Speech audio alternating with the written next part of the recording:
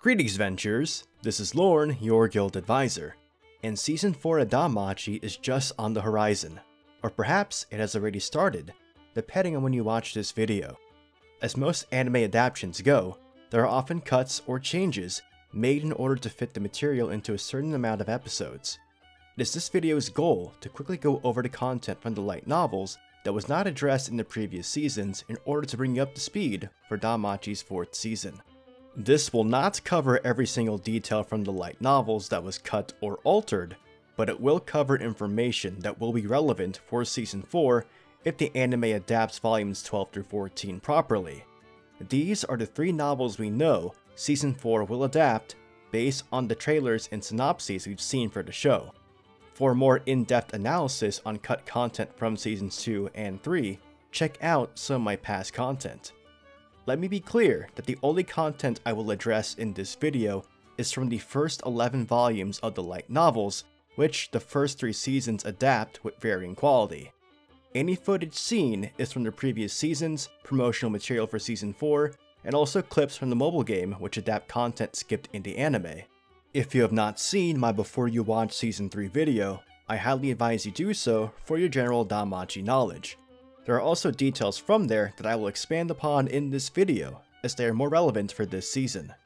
Big long intro out of the way, let's get into it. Daphne and Cassandra from Apollo Familia are 2 characters that were introduced as far back as Season 2. After the war game with Hestia Familia, they eventually decide to join Miak Familia, where Naza, previously the sole member, now serves as Familia captain.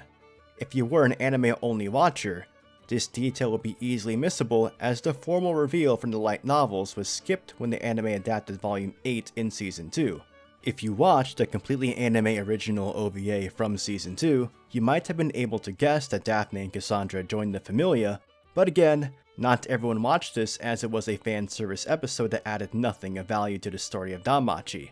In Season 3, these 2 barely got any screen time at all, and I'm convinced they actually appeared more in the ending theme of Season 3 than in the season proper. In the novels, the 2 of them helped stand guard as parts of Miak Familia alongside Takemikazuji Familia when Hestia went to meet Fels, who ended up abducting her by using a hidden passage under the cover of a smokescreen. The show omits the fact that Hestia asked these allied familias to watch over her. During the Xenos' efforts to go back into the dungeon, Cassandra actually sheltered 2 of the Xenos, a Hellhound and an Almirage, who were injured when the Xenos initially broke into the city. She decided to care for them partly due to her prophetic dreams. These dreams that Cassandra has, which no one around her seems to believe, are an important aspect to her character that you should keep in mind. These 2 events showcase that Cassandra and Daphne are closely linked with Hestia Familia, which helps explain their increased involvement as seen in the promotional material for Season 4. You also see quite a bit of them with Belle in Season 3's OVA, but again, that's an anime original episode, mainly filled with fan service I assume many people skipped. I mentioned this previously in the Before You Watch Season 3 video, but I once again want to remind everyone that Welf actually confessed his romantic feelings to his former goddess Hephaestus during the events of the Rakian War in Season 2. A confession that was skipped in the anime. What I want to highlight is that Welf made a promise with Hephaestus, that if he was able to smith a weapon that genuinely satisfied her, then they would basically enter a relationship. Hephaestus responded to this query by seemingly challenging him to do so. Basically, our smithing boy has a huge source of inspiration now. Also skipped over in Season 2, Welf created 2 robes made from the hide of the Goliath that Belle defeated at the end of Season 1. These robes are known as Goliath robes and have incredibly defensive properties. They are given to Haruhime and Lily in order to protect them, as they have weaker statuses than the other members of Hestia Familia. You can actually see Haruhime wearing them in the Season 4 promotions. Welf was also able to get his hands on a unicorn horn, which is a very valuable material. This is specifically a horn from the unicorn Xenos, which was cut off by Gareth of Loki Familia during the Xenos retreat back into the dungeon. Perhaps we'll see what Welf does with this material in Season 4. The skip content from the Rakian War in Season 2 also includes the introductions for the characters Adormal and Luvis, who are seen in the trailers for Season 4. I'm not sure how the anime plans to introduce these 2, but originally they are adventurers who were under the care of Aina as their guild advisor like Belle is now. In Volume 8, Aina feared she was being stalked, and Belle ended up being her bodyguard, escorting her back to her residence whenever she ended her shift at the guild. During his guard duties, Belle finds out that 2 people have been following Aina at night, which end up being both Dormal the dwarf and Lubis the elf. They are from different familias and have a sort of rivalry between the other when it comes to trying to capture Aina's feelings.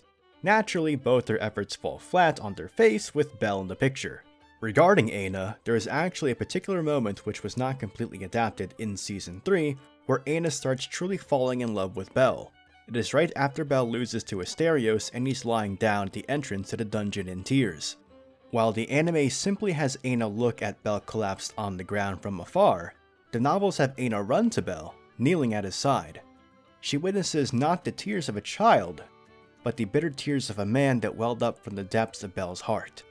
She wraps her hands around Belle's right hand and he squeezes back in her comfort. It was then that Aina encountered a sweet, painful throbbing that she could not turn back from. And with that, we have covered most of the details that will be useful to have in mind when it comes to watching Season 4. Season 2 skipped a lot of material from Volume 8, which is why my previous Before You Watch Season 3 video seemed to be filled with a lot more material. Again, I advise that you should probably watch that video if you have not seen it before. Overall, I believe Season 3 was a better adaptation, but like most anime adaptations, it's not perfect. But I hope I prepared you to have a more pleasurable experience when it comes to watching Season 4. I'm very much looking forward to it, and if the 22 episode count rumors are true, then we are in for an amazing ride, as this adapts my favorite story arc in the entire series. Finally, the world will know Best Girl. In my opinion, of course. If you're in North America and several other territories, Season 4 will be available for streaming on HiDive. If you want to see more DanMachi content, such as weekly Season 4 episode breakdowns, then subscribe to the channel and follow me on my socials. This is Lorne, your guild advisor, signing out.